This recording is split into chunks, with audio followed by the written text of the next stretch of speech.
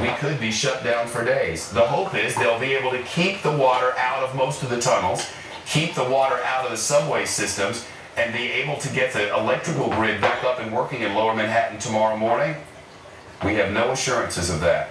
The storm is now coming ashore. The surge is now rising in New York City and along Long Island. The Brooklyn Battery Tunnel is starting to flood. And our coverage of a developing extremely serious storm, the most powerful storm to hit the United States in the northeastern region in recorded history that dates to the mid-1800s. And you are looking live.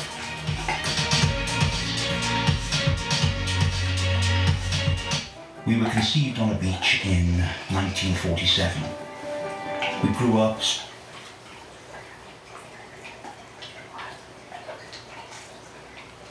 if you see flashes of light behind me, it's not lightning, it's transformers over on Thickey side, and then over here in the Manhattan side. Let's pan over to see just how dark it is over here real quickly. You can see those buildings over there are dark. The ones that are light likely have the generators on, Anderson. And then as for the actual water level, I've been here all day, and I spent most of the day over by the seawall fence over here, and I'm walking in about 1.5 feet of water. It's about knee deep right now, and I think you've got some video of my earlier live shots where I looked over the other side of this railing, and I looked at 10 feet to see the Hudson River. Well, now I'm walking in the Hudson River, and all along this promenade that I'm pointing to was actually people running and just out having a look-see, and it was pretty remarkable to think that we had these gusts of 60-mile-an-hour winds. And here's what I find very strange, and maybe Chad later on in the program can help out here, but Chad, if you can hear me, it's a wee bit windy now, but it is nothing like what I was enduring earlier. I had trouble standing up, and I was being pelted by small pellets of rain, and now veritably dry, and it seems a little bit calm, and I'm just wondering if this is the calm before the storm, Chad. No, Ashley, what this is the fact that because you don't have rain, you don't have wind. When it rains, that rain takes the velocity of the wind aloft, it's higher up there, and it translates it down to the surface. And that's when it gets gusty. When we have a squall come by, it gets gusty, and you are in between a squall. The calm before the storm is something that we use in tornado terms when you're in the hook echo and you're just, it's something completely different. But you will have much more weather still coming in behind this slight break in the rain, and then your wind will come in. Right now, your numbers for that area, I'm talking about the Battery Park area now is up to 13.46 feet. That's 3 feet above any water level we have ever seen before for the Battery Park, or obviously Battery Park City. It's the same water that's going in Hoboken on the other side. I think that record had been set back in 1960 with Hurricane Donna at 10.2 feet. So if we're that high, we've come up, in about an hour, we've come up from pavement below my feet to what you're seeing now, standing in the Hudson River. Yeah. And then one other quick note I just want to make, and Chad, this speaks to what you were saying earlier, was that with this surge coming in, and so much of it pushing into Long Island Sound, and then of course we're on the opposite side of Manhattan. I'm on the west side of Manhattan right now. Long Island Sound is on the other side of the tube of Manhattan, over past the East River, but we're all getting the same amount of water, and this is a lot of water, and it's fast.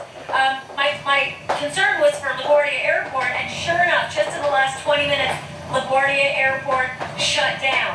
Now, that doesn't mean that the other airports are shut down in this vicinity. Newark is still open to our best information, as well as JFK.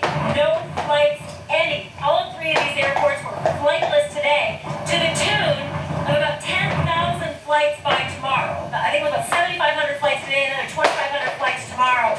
But this is not any kind of area that you want to be flying into with the winds gusting up 65 miles an hour. There was one other thing I wanted to let you know about. We are a sea-level city, one of the most famous sea-level cities in the world, and you can see why the concern is so big. I'm standing in the sea level now. Anderson, are you back up with us? Yeah, I am, actually. Thank you very much. The situation obviously still continues to change very fast. We're getting reports from all different parts of Manhattan. We're going to take a short break. We're also just getting a report that New York City has been experiencing a huge amount of 911 calls, and police are asking people with non-emergency calls to please call 311, which is for non-emergency numbers.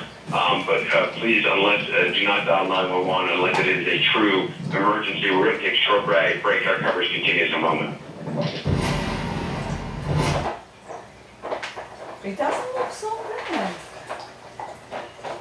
As far as we can see, we cannot get out of this hotel right now to explore further, but it is a desperate situation for anybody who did not heed those warnings, which were said again and again by officials.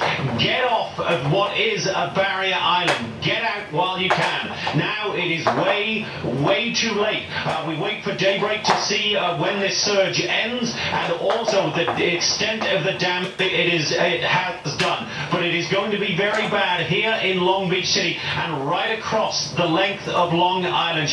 You and I have covered a lot of hurricanes. We've seen a lot of storms. I can tell you I have never seen a storm surge like this, Chef. Jonathan Hunt on Long Island in New York. So it's becoming clear in what we're witnessing from Virginia Beach up through Washington into New York, along Long Island, and even into New England. We're witnessing a historic natural disaster. The damage estimates are already at $10 to $20 billion, and they will rise, as does the death toll. And we'll be right back. When you get a wireless phone from TracFone, you get Everywhereness. Everywhereness is the ability to get in touch